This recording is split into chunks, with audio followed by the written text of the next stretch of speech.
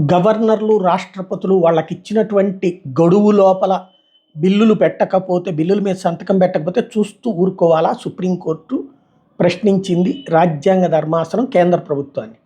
అంతే ఘాటుగా స్పందించింది కేంద్ర ప్రభుత్వం. వాళ్ళకి డెడ్లైన్ మీరెవరు పెట్టడానికి అని నిలదీసింది. సుప్రీంకోర్టుకి ఏ అధికారం ఉంది అని నిలదీసింది. రాజ్యాంగం ప్రకారం వాళ్ళు రాజ్యాంగబద్ధమైన పదవుల్లో ఉన్న వాళ్ళకి అధికారం ఇవ్వబడింది. అది కరెక్టా కాదన్నది వాళ్ళు డిసైడ్ చేసుకునే హక్కు ఇవ్వబడింది.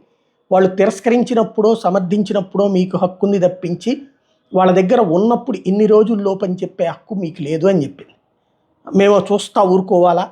మాకున్నటువంటి అధికారం విస్తృతమైనది, మేము రాజ్యాంగ పరిరక్షకులం అని చెప్పేసి సుప్రీంకోర్టు చీఫ్ జస్టిస్ గవాయ్ అన్నారు.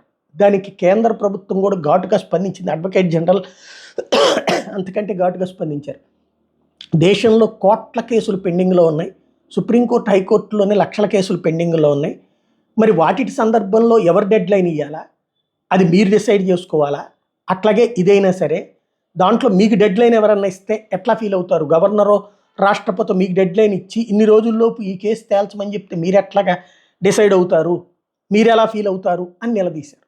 దీంతో ఇప్పుడు ఇది కాస్త రసకందాయకంలో పడింది.